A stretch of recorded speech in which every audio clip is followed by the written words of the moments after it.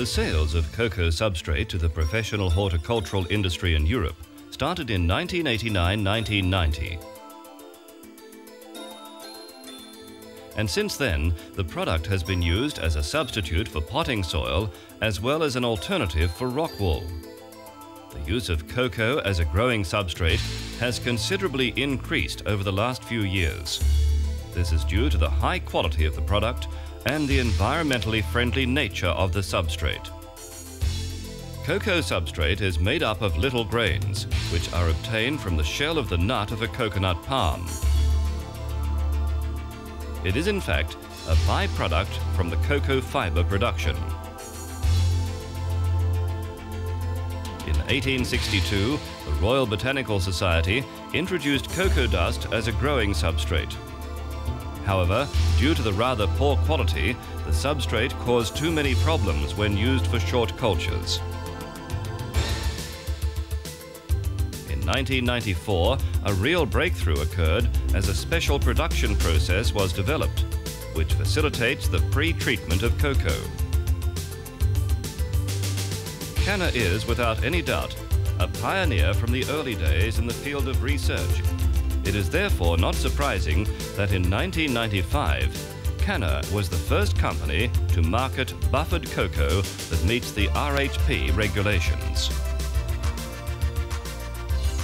Cocoa has a number of superior qualities.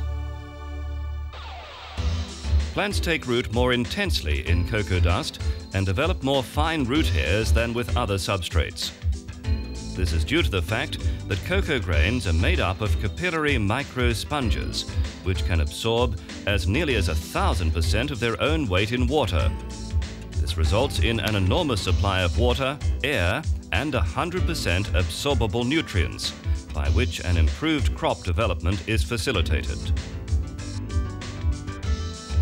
Another reason for better crop growth is the absence of diseases. Cocoa has its origins above ground and is therefore free of soil diseases. Next to this, it naturally contains the renowned Trichoderma mold.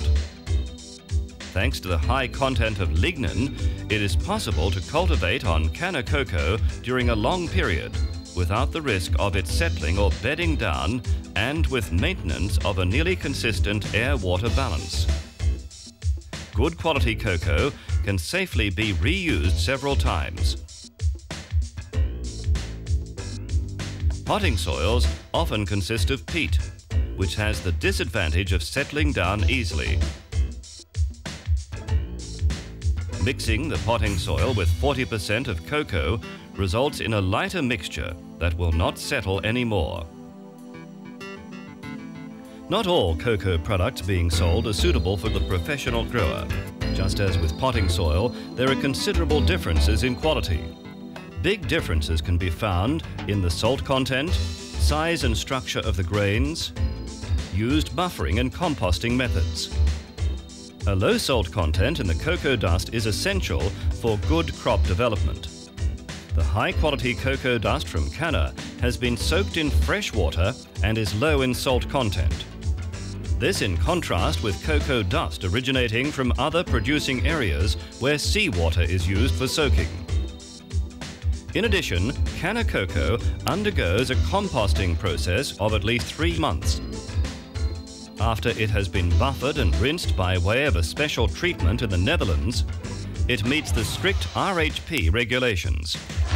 Buffered cocoa gives the grower the advantage of starting with a neutral product. It is available in the form of slabs for use in Libra trays and in bags of 50 litres for pot cultures. CANNA cocoa must be used in combination with CANNA Coco Nutrition. This fertilizer has been specially developed and adapted to the buffered cocoa, and due to its special formula, it is suitable for the entire growth cycle. CANNA cocoa contains also humic acids and fulvinic acids, 2 natural shallots, which guarantee an even better absorption of nutrients. A really user-friendly way of growing. But there are more developments: substrates with higher air content, improvements of production and growing methods. CANNA's newest cocoa product, Koga, is a good example of this. The professional Koga boards are the result of the latest developments. The boards are made of coarse, textured pressed cocoa fibre. There are numerous advantages in using this substrate. It contains more air, is easier to control and better manageable in storage and transport. Therefore, it is perfect for the professional grower. 3 revolutionary fertilizers have been developed exclusively for the Koga boards: Koga Buffering Agent, Koga Vega and Koga Floras, which guarantee optimal conditions for the plant during root taking, growth and bloom. Growing on cocoa is not harmful to the bronchial tubes. The manufacture of cocoa involves no energy-consuming production processes. No natural resources are being exhausted, as cocoa nuts grow throughout the whole year, while peat, the basic ingredient of potting soil, needs 300 years to develop. Used cocoa does not create any waste disposal problems. It can be spread in the garden for soil melioration. Furthermore, the cocoa industry is a main source of revenue and contributes to the local economy.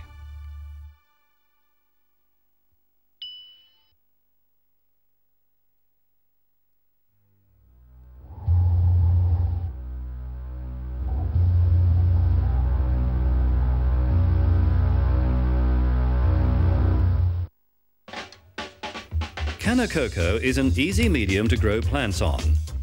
It is suitable to cultivate several successive crops on the same cocoa.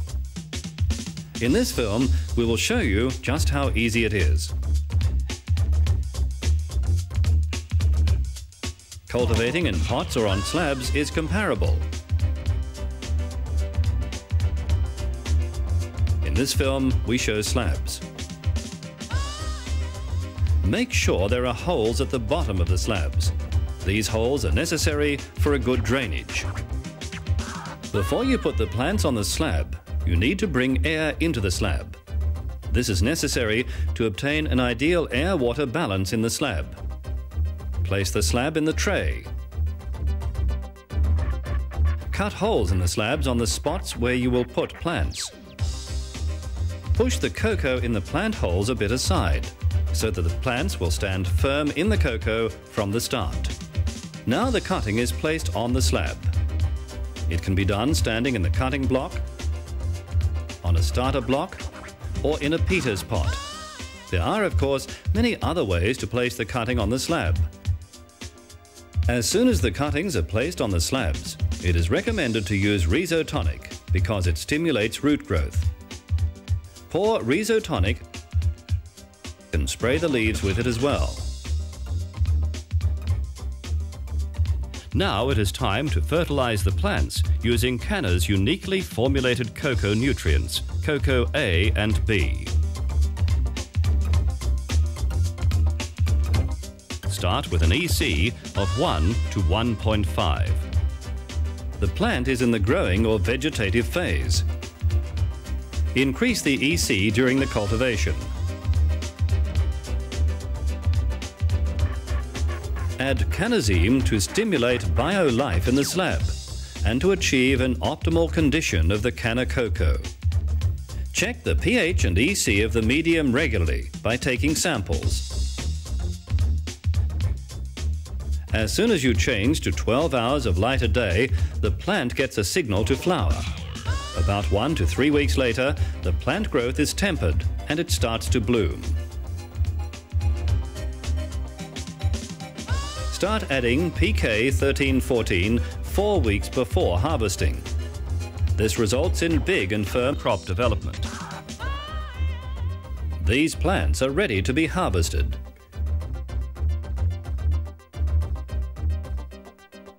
It is very well possible to use CANNA Coco 3 times without any problems.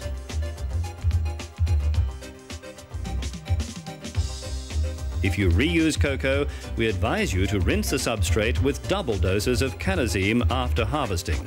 Use of cannazine during the growth minimizes the chance of passing diseases and helps old roots disappear.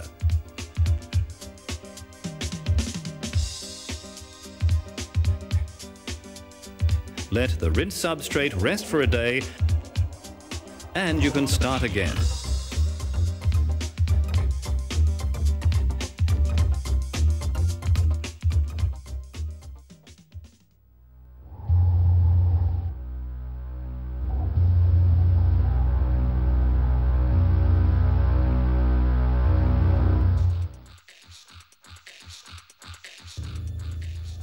Pre-growing is a method with the purpose of obtaining broader and stronger plants without using space in the growing room. The small plants are planted out into a bigger pot or onto a bigger block before the plants are placed under light with a relatively blue spectrum, such as strip light or a metal halide light. There are several advantages using this method. You save space because you grow in a separate room. As a result of that, you save money as well. Pre-growing results in healthier, stronger plants that deliver a heavier harvest.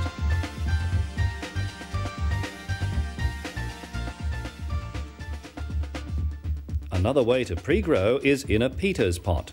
If you do not know what it is, then keep watching. A Peter's pot is a small pot of about 7 to 10 centimeters.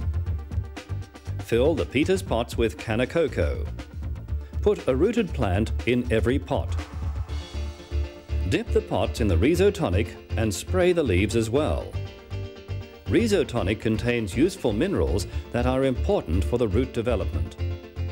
Put the plants under strip light or metal halide light. Leave the plants under this light for about a week. Now the plant is rooted well. Cut the bottom out of the pot.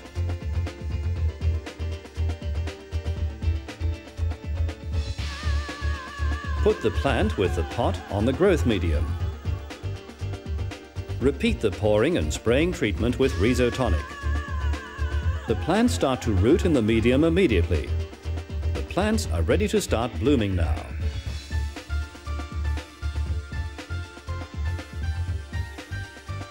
This is what a fine result of pre-growing looks like.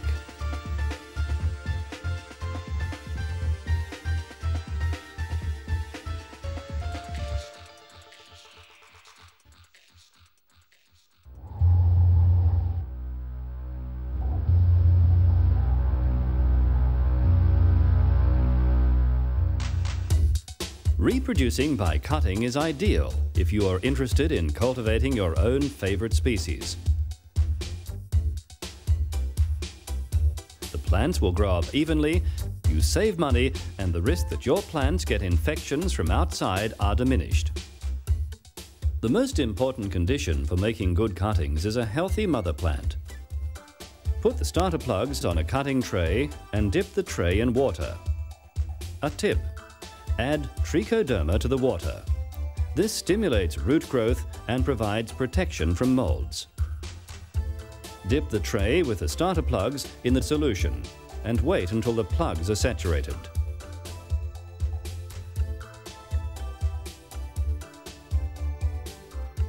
Find a good shoot. Cut the shoot on the bias from the mother plant.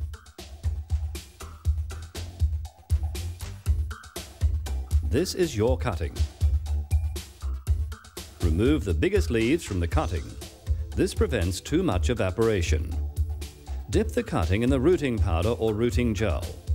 Wipe excess powder gel off because too much rooting powder has a negative effect on the root formation and plant growth.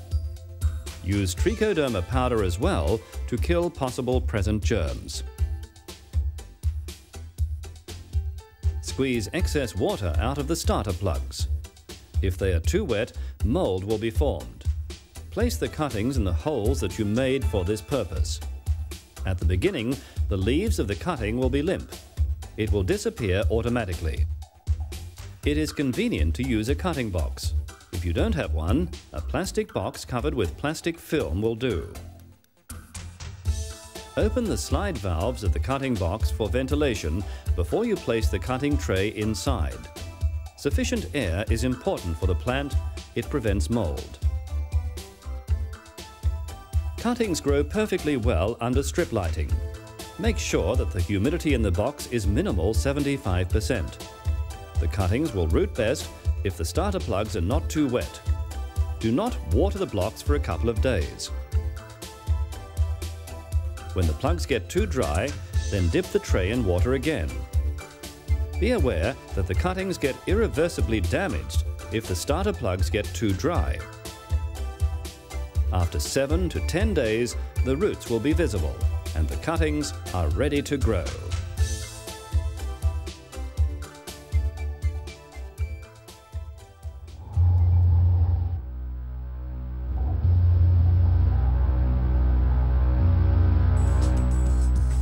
In order to measure nutrition concentrations and acidity in peat, cocoa and soil, you have to dissolve the present minerals in water.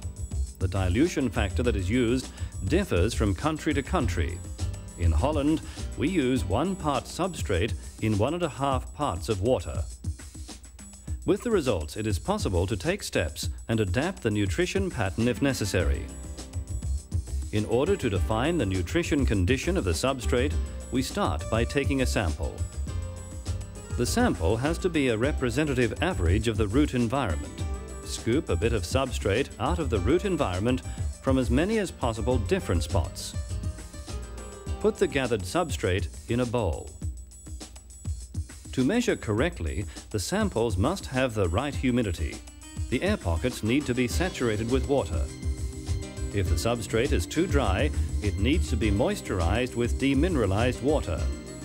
It is moist enough if water runs out of the substrate when you squeeze it. Fill a measuring jug up to 150 milliliters with demineralized water. Add substrate up to 250 milliliters. Stir well and let the mixture rest for at least 2 hours. After that, the substance is ready to be filtered. Measure the filtrate.